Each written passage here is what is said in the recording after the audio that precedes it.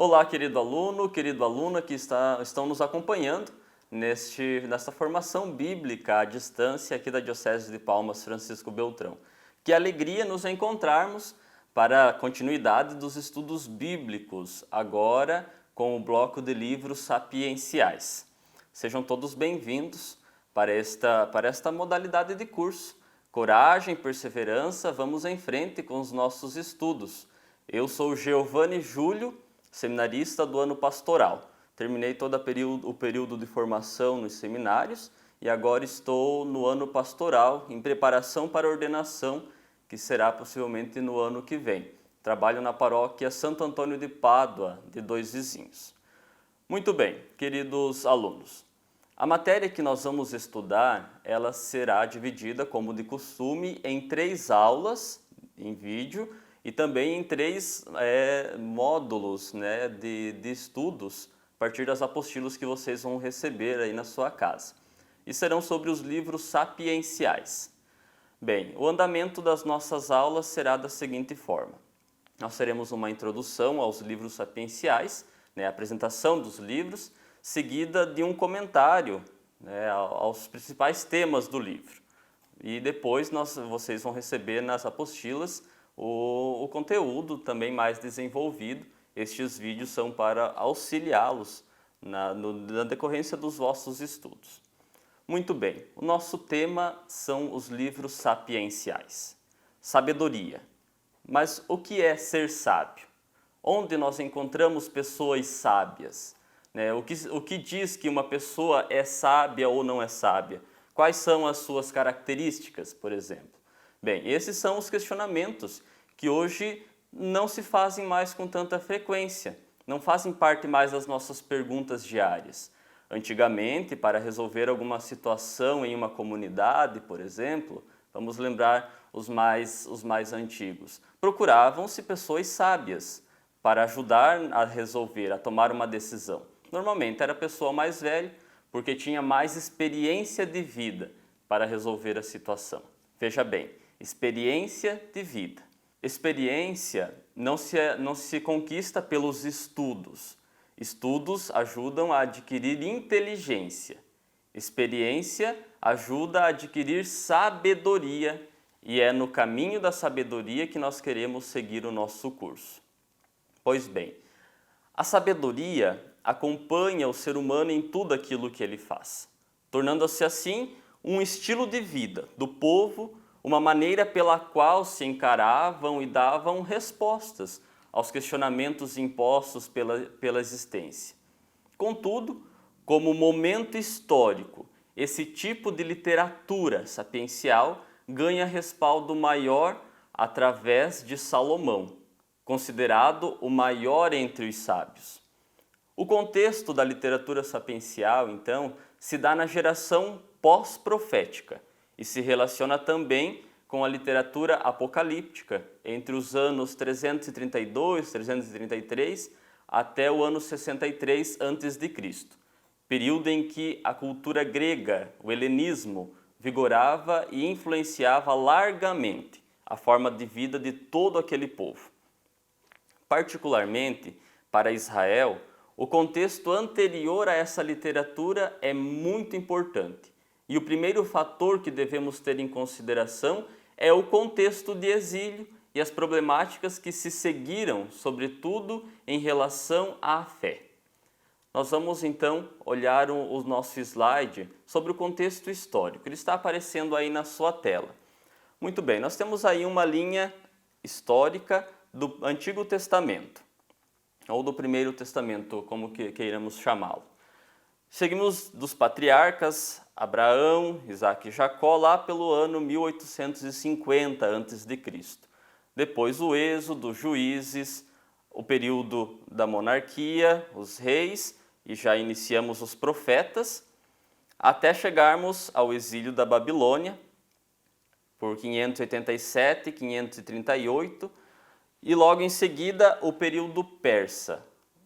Do período persa, 333 a 63, que começa o período grego helenista, nós vemos aí no próximo slide, nós temos o desenvolvimento da literatura sapiencial. Basicamente, ela perpassa toda a Sagrada Escritura. Mas como contexto, período histórico, nós estamos aqui no ano 333, 332, 33, até o ano 63 a.C. É aqui que nós temos o desenvolvimento do período da literatura sapiencial. Muito bem. O que veio antes? O contexto de exílio da Babilônia. E isso é muito importante. Bem, ser exilado significava negar as promessas de Deus, que prometera terra, povo, bênção, como nós vemos em Gênesis 12, 1 a 3 e 7. São as promessas de Deus. Negação também da estabilidade do templo. No templo nós tínhamos o altar, sacerdócio, o sacrifício. O exílio nega tudo isso. Bem, com isso, Deus saiu como um derrotado em relação aos deuses pagãos e Israel atravessa então uma profunda crise, uma crise de fé, da qual apenas 3 caminhos se apresentavam como um horizonte de possibilidade. O primeiro caminho era deixar tudo de lado e abraçar a crise que se instalava, afundar junto com a crise. A segunda possibilidade era buscar outra religião e, por conseguinte, outros deuses, abandonar o Deus de Israel e seguir os deuses pagãos. E terceiro era rever a sua fé e a teologia que os levava a crer em Deus. Bem, vemos que este é o caminho que depois Israel segue.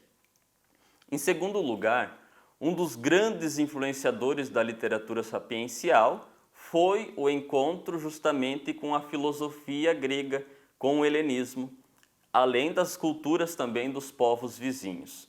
Os sábios da Bíblia não viveram isolados, de maneira alguma, mas mergulharam na sabedoria dos povos vizinhos, da Mesopotâmia, do Egito, da Grécia. E diante disso, algumas reações a esse domínio helênico apareceram em Israel. Vejam, estamos todos ainda no contexto histórico. O primeiro foi a resistência dos macabeus, uma revolta violenta que reage à helenização que estava cada vez mais marcante. Essa revolta é muito importante, porque ela resultou na consolidação de grupos judaicos, como os fariseus, os saduceus, que depois, no Novo Testamento, serão criticados por Jesus. Por quê? Porque cada um desses grupos se apegou a partes da aliança, aquilo que mais lhes interessava. A segunda resistência foi conhecida como resistência apocalíptica, que pode ser observada como maior particularidade no livro de Daniel, mas também em Ezequiel e em Isaías, em alguns capítulos. Bem, Apocalipse, na língua grega, significa tirar o véu. Isso é uma espécie de revelação, com um cunho de consolação para o povo. Nesse caso em específico, a apocalíptica do Antigo Testamento afirma que Deus intervirá na história do povo e haverá um juízo contra aqueles que provocam o mal. Bem, a terceira resistência é o que nós chamamos de resistência sapiencial. E existem, então, 3 tipos de sabedoria, queridos alunos. A primeira é aquela científica, uma sabedoria clínica, de laboratório.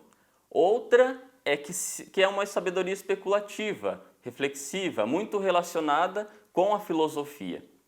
E a terceira sabedoria é a sabedoria popular, praticada que brota, ela é prática e brota da experiência de vida, como os ditados populares que nós conhecemos. Por exemplo, água mole em pedra dura, tanto bate até que fura. É uma sabedoria popular e isso é conteúdo também da Sagrada Escritura. Esta última forma de sabedoria fala a todos os homens. Quem quer que escute tem condições para compreendê-lo. E é essa a sabedoria bíblica. O sábio bíblico é capaz de dialogar com a razão, com a experiência e com todos os povos vizinhos, tornando assim a sabedoria como um cunho universal, que toca a todos. Bem, o sábio contempla a história e coleta experiências cotidianas, lançando conselhos que têm autoridade, porque são baseados na experiência. Desta forma, queridos alunos, a sabedoria bíblica deixa entrever que Deus se expressa também na sabedoria corriqueira, na sabedoria do povo. E por fim, o povo então percebeu que a sabedoria não é apenas dom de Deus, mas que tem nele a sua origem.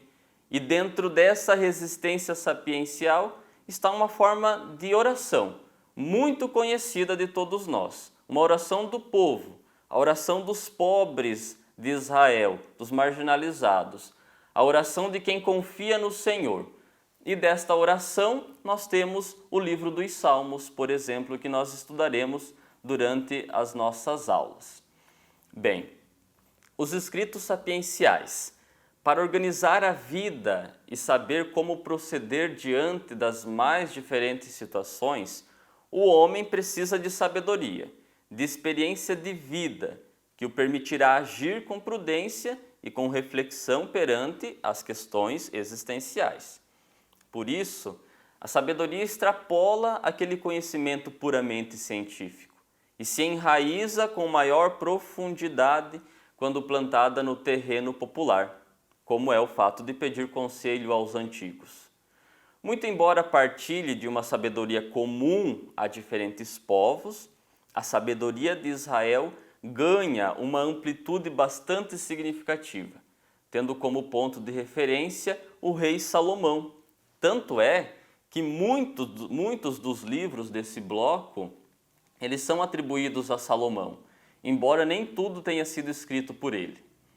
Pertencem então, caros alunos, a este bloco bíblico os 7 livros: o livro dos Provérbios, Eclesiástico, Jó, Eclesiastes, Sabedoria, Salmos e Cântico dos Cânticos. Não seguiremos necessariamente esta ordem, mas são estes 7 livros que compõem este bloco bíblico dos livros sapienciais, totalizando então 7. Mas a literatura sapiencial está espalhada em toda a Sagrada Escritura, inclusive no Novo Testamento. A sabedoria corre então um risco, e essa é a sua crise: não conseguir dar respostas a tudo. A vida humana é plural e o que serve para um não serve de resposta para o outro. E a sabedoria então mergulha aqui em um questionamento mais profundo. E é isso que vai permear quase todos os livros deste bloco, que é saber por que o justo sofre. E essa é a pergunta que revela aquilo que o sábio não sabe. Por que o homem justo sofre? Por que o inocente sofre? E vejam se isso não está também largamente difundida nas nossas perguntas, normalmente no nosso dia a dia. Por que os inocentes sofrem? Bem, precisamos então aqui fazer uma parada para esclarecer uma teologia que imperava na religião de Israel, chamada de teologia da retribuição. Nessa linha de reflexão, Deus dá a cada um aquilo que ele merece. Portanto, se o homem fez o bem, ele recebe o bem. Se fez o mal, recebe o mal. O trabalhador se torna rico e o preguiçoso pobre. O justo prospera e o pecador é castigado. Um dos problemas dessa teologia é lançar toda a responsabilidade em Deus e, com isso, calar o grito dos oprimidos, pela força de uma interpretação errônea, errada da ação de Deus. Pois se padecem, é por culpa de sua má conduta, e nisso está o erro. Mas isso não se aplica à realidade, pois haviam muitos justos miseráveis e muitos injustos que prosperavam. Como nós vamos dar respostas a isso? Por que o justo sofre? Bem, o sábio não sabe dar esta resposta. Então, dentro da literatura sapiencial, essa problemática ganha força e respostas e começam a ser dadas respostas, então, como veremos no livro de Jó. E na falha dessa reflexão, os sábios e o povo começam a nutrir a ideia de que a retribuição verdadeira está na vida após a morte, pois Deus criou o homem para a incorruptibilidade, nós veremos em sabedoria. Ao chegar no limite da sua reflexão e se perceber em crise, a literatura sapiencial consegue se salvar, pois se dá conta de que está esbarrando no mistério de Deus e diante do mistério abre-se ao horizonte maior, que é o passo da fé. E este passo da fé culminará em Jesus Cristo.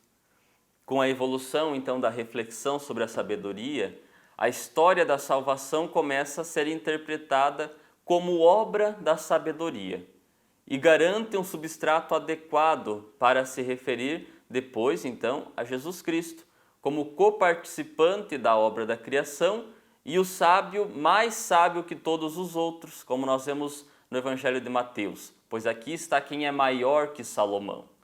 Jesus é a sabedoria em pessoa. Crescer em sabedoria, portanto, é crescer em Jesus Cristo. Vários são os estilos literários que caracterizam os escritos sapienciais. Veremos apenas um deles, pois é o mais comum dentro do bloco bíblico, que compõe a maior parte dessa literatura e é chamada de machal. O termo hebraico machal significa ditos ou provérbios e é a forma mais antiga e que foi conservada pela tradição oral e era uma espécie de ditados populares e que depois se agruparam em forma de escrita e disso decorreu um dos livros desse bloco bíblico que nós chamamos de Provérbios de Salomão e é justamente sobre esse livro, em cima deste livro sapiencial, que nós daremos início ao estudo dos livros sapienciais. Por isso, eu vos peço, queridos alunos, que durante as nossas aulas tenhamos em mão a Sagrada Escritura. Não temos como fazer esta aula e todas as aulas deste curso sem termos a Sagrada Escritura em mãos. Aqui nós vamos passando alguns temas, mas na sua apostila vocês terão a indicação de textos. Parem, olhem os textos, estudem sobre eles, façam as correspondências necessárias que estão indicadas nos textos. Isso nos ajudará durante os estudos. Pois bem, iniciamos com Provérbios de Salomão. Bem, o nome do livro ele corresponde às primeiras palavras. As primeiras palavras que se encontram neles dão nome ao livro. Isso é muito comum na tradição judaica. Se você ver lá em Provérbios 1:1, está escrito Provérbios de Salomão, e aqui nós tiramos o nome do livro. Isso é muito comum. O título do livro é o título da obra, em geral. Na nossa tradição católica, isso também acontece. Nos documentos da igreja, as primeiras palavras do texto dão origem ao nome do livro. Podem perceber. Bem, essa obra é uma coletânea de breves ditos. Isso é um provérbio. Uma coletânea de breves ditos, que vão nos acompanhando e que normalmente são ditos populares, que impera na maior parte do livro, como vão dos capítulos 10 ao 29. É uma perfeita obra sapiencial, porque possui vários autores, nem todos são israelitas, dos povos vizinhos, como nós vemos no capítulo 30, versículo 1, palavras de Agur, filho de Jessés de Massa, não é de Israel, não é um judeu.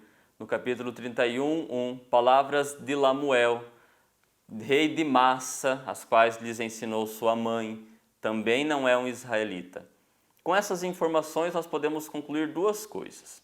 Primeiro, que embora Salomão receba o crédito da autoria do livro, ele não é seu único escritor. E segundo, que os provérbios de povos vizinhos e de outras culturas eram incorporados pela sabedoria israelita. Bem, nós vamos então para a redação do texto, vendo também um pouquinho do seu autor e da data de composição. Quanto à redação, nós temos uma estrutura bastante dificultosa, porque o texto possui mais de um escritor e uma miscelânea de temas. Por isso, acreditamos que o que temos de divisão no texto se deu pelo agrupamento em torno de dois blocos principais atribuídos a Salomão, sendo eles o capítulo 10, versículo 1, até o capítulo 22, versículo 16, o primeiro bloco, e o segundo dos capítulos 25 a 29.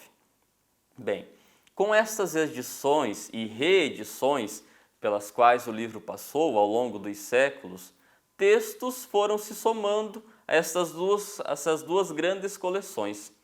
E a data desse livro, então, não é certa. Ela atravessou os séculos. A última referência mais específica, a única mais específica, é que ela é anterior ao ano 190 a.C., porque é feita referência no livro de Eclesiástico, que pertence a esta data. Então, o Eclesiástico faz referência aos provérbios de Salomão, como vocês encontram na sua apostila. Bem, no tocante ao autor dessa obra, vemos a menção do nome de Salomão duas vezes, uma como autor do livro e outra como autor de uma das coleções deste livro. Mas essa é uma questão que não levanta muita importância.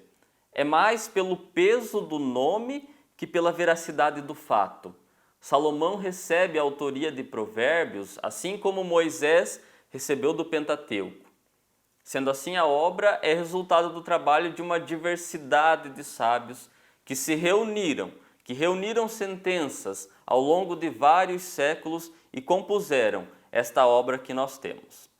Bem, esta obra Provérbios de Salomão, ela é dividida em 9 partes, como podemos perceber aí no material que vocês receberam, nesse material de apoio.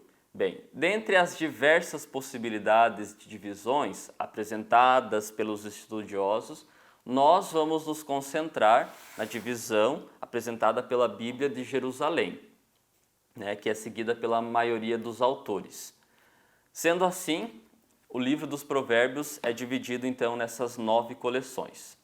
A primeira coleção abrange os capítulos 1 a 9, sendo que o capítulo 1, do versículo 1 a 7, corresponde a um prólogo, e a primeira coleção, justamente, mais especificamente, aos versículos 8, do capítulo 1, versículo 8, ao capítulo 9, versículo 18. Essa é a primeira coleção. Bem, o tema que sobressai é um convite feito por um pai ao filho para que ele adquira sabedoria. E é ela quem conquista através da prudência e da esperteza. E ela é conquistada através da prudência e da esperteza. Especialmente na escolha das obras das boas companhias. Possivelmente, esse é um texto tardio. Isto porque aparecem com frequências elementos religiosos que normalmente não aparecem nos outros blocos deste livro. A segunda coleção corresponde os capítulos 10, versículo 1 a 22, 16. É uma grande coleção salomônica. É a primeira coleção atribuída a Salomão e constitui como uma espécie de sustentação de todo o livro. É um conjunto de breves provérbios sem um tema unificado e refletem sobre a totalidade da vida e suas conjunturas. Além de temas como a valorização do rei, da relação de pais e filhos, dos conflitos entre ricos e pobres, isso tudo está dentro dessa segunda coleção. A terceira coleção, capítulos 22, versículo 17 a 24, 22, é uma coleção chamada dos sábios. Muda substancialmente o estilo da coleção anterior, no tocante à estrutura. Esta é formada, na sua maioria, por estrofes com 4 versos. Seu tema geral é o conselho sobre como se comportar bem, embora a multiplicidade de conteúdo permaneça como na coleção anterior.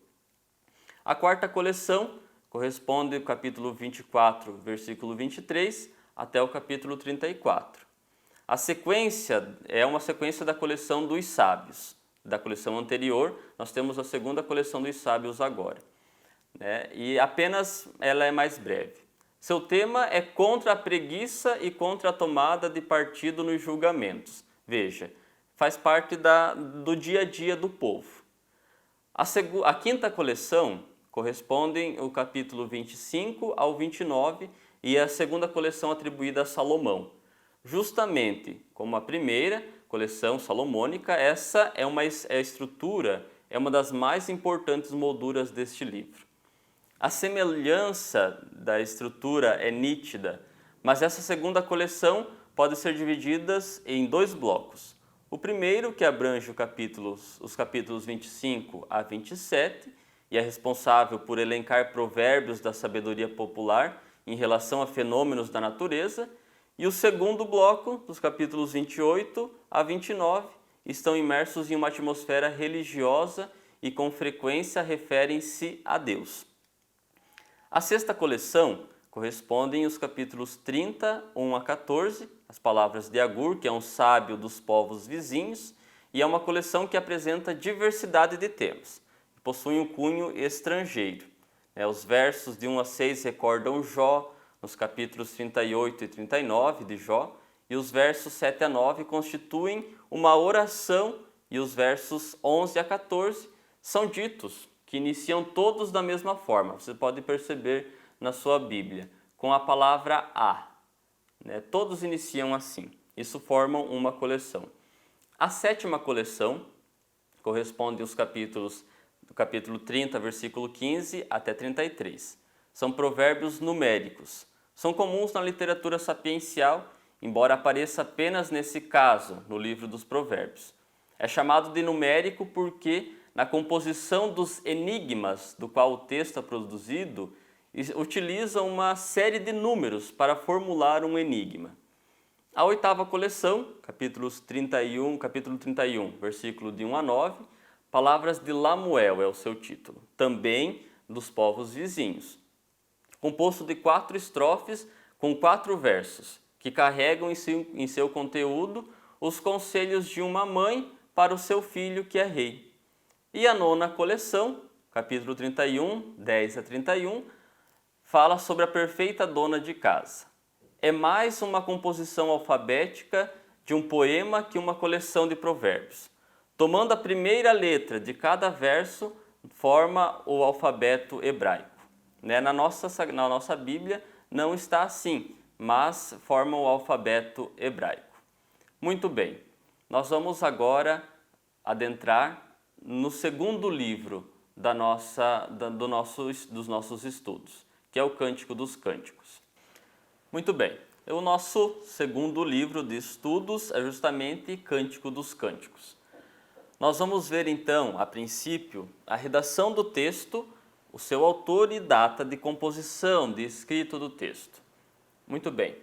O início do texto ele traz a seguinte afirmação: o mais belo cântico de Salomão. Podem ver na sua Bíblia também. O mais belos cânticos de Salomão. Isso para atribuir também a Salomão a autoria deste livro. Possivelmente, esse livro foi atribuído a Salomão para que ele fizesse parte do cânon bíblico, já que o nome de Deus aparece uma única vez e ainda em forma abreviada neste livro. O livro, então, e os cânticos que o compõem, eles querem refletir sobre a condição humana onde, vejam o tema que é importante, onde o amor entre o homem e a mulher é a característica mais significativa e faz então recordar a criação do primeiro homem e da primeira mulher, lá em Gênesis, Adão e Eva, como uma condição humana, propriamente, unicamente humana, que é a capacidade de amar. Bem, por conseguinte, a obra ela é marcada por uma série de poemas que falam sobre o amor de um rei, que é identificado como Salomão, por uma mulher, indicada como Sulamita, de um dos povos.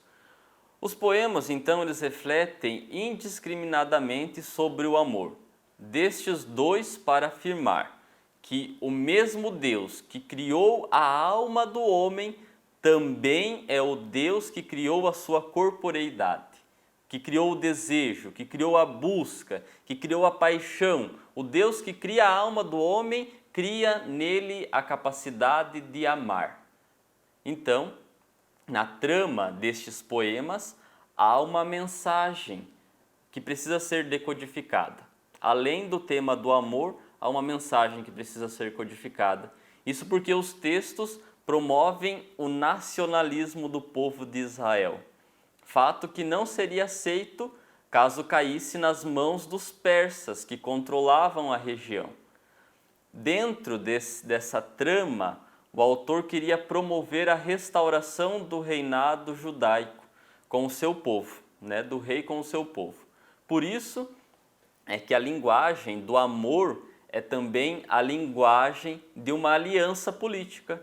O amor de Salomão pela Sulamita é reflexo do amor que o rei sentia pelo seu povo. Diante disso, nós vemos então que o livro do Cântico dos Cânticos é considerado canônico justamente porque, junto à linguagem apaixonada de um casal, reflete também o amor de Deus que faz uma aliança de amor com o seu povo e promete herança, terra, descendência. Com isso, então, nós podemos afirmar que a inspiração que vem de Deus não tem limites. Se dá de forma desconhecida, nós não conhecemos. É um mistério entendermos a inspiração de Deus, que vem também sobre este livro, Cântico dos Cânticos, mesmo, como dito anteriormente, que o seu nome apareça apenas uma vez no decorrer destes livros. Bem, o autor do livro, embora conste o nome de Salomão, possivelmente é um judeu de Judá. Isto se dá, nós podemos afirmar, pela descrição das paisagens que aparecem nos livros, pelos animais que aparecem nos poemas, pois são pertencentes a esta região de Judá. Portanto, o local em que a obra foi escrita é a Palestina, no contexto pós-exílico, e está neste contexto a reconstrução de Jerusalém depois da devastação da Babilônia sobre o território dos judeus em Jerusalém. Bem, nós vamos então entrar aqui na interpretação da obra, como nós podemos ler esta obra de Cântico dos Cânticos. Mas antes de passarmos à divisão, é preciso que compreendamos que dentro do livro de Cântico dos Cânticos há uma gama de interpretações que dão tonalidade a todo o texto. E podemos afirmar que nenhum dos livros do Antigo Testamento foi tão difícil de gerar consenso entre os estudiosos quanto este livro, por conta das múltiplas interpretações que se dão aqui nesse escrito. O que é mais claro, no entanto, é que deve ser afirmado de início é que Cântico dos Cânticos celebra o amor de um homem por uma mulher.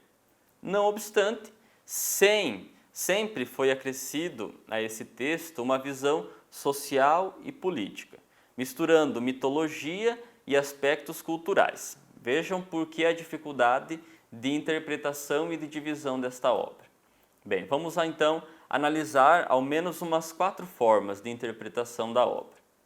A primeira dela, e que é a mais comum, que é a que nós percebemos logo de cara, é a interpretação literal. Isto é, proclama a união de amor, de um amor erótico, inclusive, de um casal, sem nenhuma interpretação alegórica. Por isso é que essa interpretação literal expressa a união amorosa de um casal, que celebram o amor mútuo e fiel que sela o matrimônio. Ele proclama, então, a legitimidade e exalta o valor do amor humano. E o assunto ele não é somente profano, uma vez que Deus abençoou o matrimônio. Então, o cântico se preocupa com a condição humana e nela considera o amor como um dos seus aspectos vitais. Contudo, essa interpretação literal, ela assemelha-se com fórmulas poéticas egípcias. Isso gerou uma rejeição muito grande por parte dos estudiosos católicos, porque o fato de considerar que a tradição egípcia influenciou o texto poderia dar margem à interpretação de que ele não poderia ser canônico, né? Então isso gerou uma certa resistência por parte dos estudiosos. Então nós entramos na segunda forma de interpretação, que é a interpretação alegórica. E ela é a mais seguida até a atualidade, essa segunda interpretação.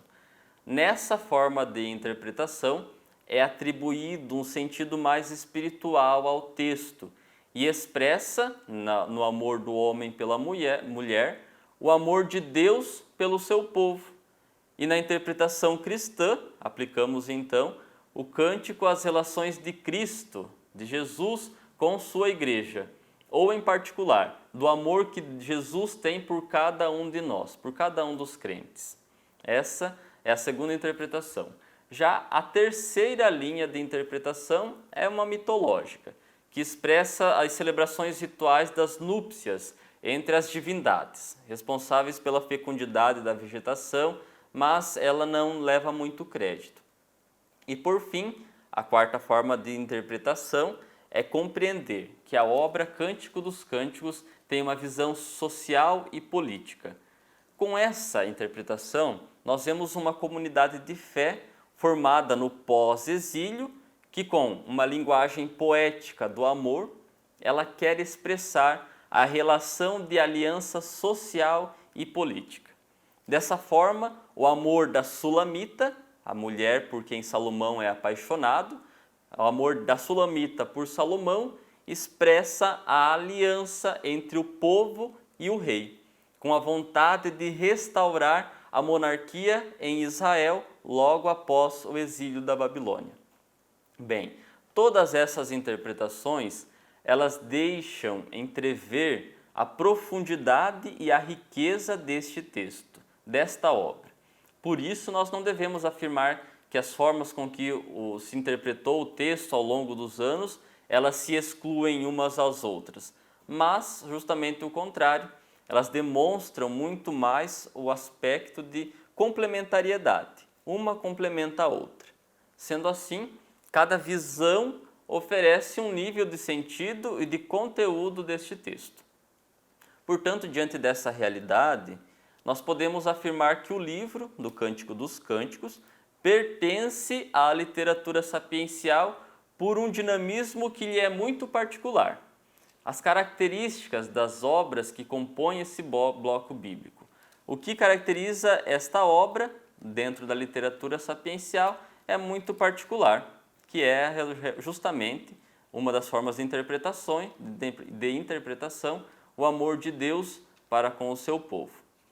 Como afirmado na introdução a estes livros, no início do nosso vídeo, desta nossa aula, a sabedoria ela está muito interessada pela condição do que nos torna humanos. E não há nada mais humano do que a linguagem do amor. E é isso que compõe esta nossa obra. Por isso, agora nós vamos ver então, caros alunos, a divisão desta obra, que ela também tem uma particularidade muito bela dentro dos livros sapienciais. Tendo então compreendido essas possibilidades de interpretação para a obra,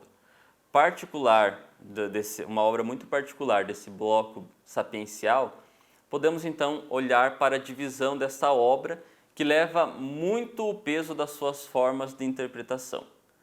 Cântico dos Cânticos, esse livro, ele possui é como se fosse um grande poema dividido em 8 cânticos, que se estruturam quase que totalmente de maneira quiástica.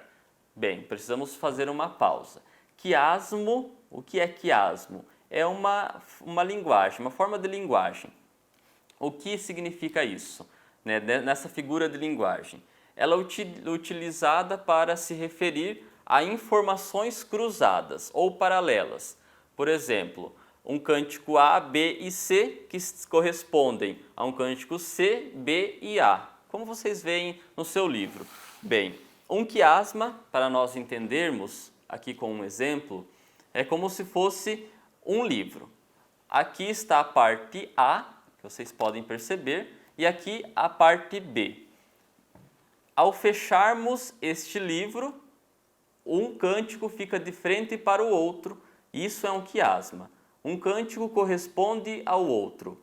Então, dessa forma, se nós temos 8 cânticos no livro de Cântico dos Cânticos, o canto 1 corresponde ao canto 8, o 2 ao 7, o 3 aqui nós temos um rompimento no livro, vocês vão perceber aí no seu material. O cântico 3 corresponde não ao 6, mas ao 5, e o 4 ao cântico 6.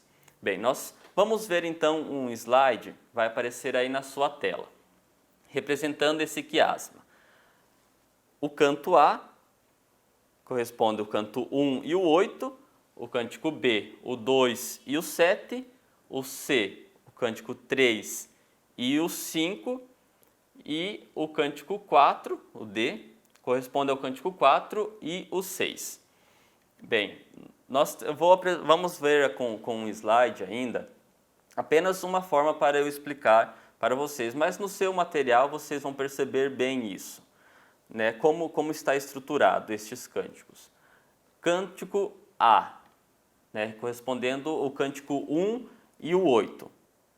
O canto 1 é dividido em 4 cânticos que qualificam a natureza do amor.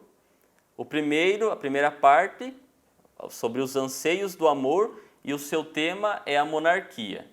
Vejam lá no final do slide, no canto 8, a fórmula 4, sobre a intimidade do amor, tema monarquia. O segundo bloco, sobre o orgulho do amor, o tema é a nação. No canto 8, o bloco 3, sobre a riqueza do amor, tema nação. Vejam como vão se correspondendo os temas. O primeiro com o último, o segundo com o penúltimo, o terceiro com o antepenúltimo. E assim forma todo esse livro. Esse livro vai ser composto assim, um tema correspondendo ao outro. E embora não pareça tão claro na leitura deste tema, o teor político e cultural, nós devemos compreender, ter em mente, que o texto ele foi escrito para pessoas que estavam mergulhadas nesse mundo, com um contexto e com circunstâncias muito específicas, e que, diante disso, então, conseguiam interpretar a linguagem de maneira correta, com o que ela realmente queria e expressava. Outra questão muito importante é que o texto não poderia deixar óbvia a mensagem que o autor queria transmitir, né, para os leitores, porque poderia cair nas mãos dos inimigos e ocasionar maiores perseguições. Muito bem, nós então encerramos esta parte introdutória dos livros sapienciais e os primeiros 2 livros, com Provérbios de Salomão e Cântico dos Cânticos. Encerramos aqui, queridos alunos, a nossa primeira aula e nos encontramos na semana que vem para a nossa segunda aula e o segundo bloco de livros que comporão esta aula, e nos encontramos então lá, tendo em vista que vamos desenvolvendo estas nossas aulas como de costume até agora. 3 aulas em vídeo e nos encontramos no dia 29 de junho para a nossa aula online. Por isso, desde já, vão deixando as suas perguntas aqui ao nosso lado, nessa caixa de perguntas, de interação, para nos ajudarmos uns aos outros na construção da última aula. Aquilo que for gerando dúvida durante os seus estudos, escrevam, façam uma pergunta aqui do lado e nós vamos responder na nossa última aula. Nos encontramos na semana que vem.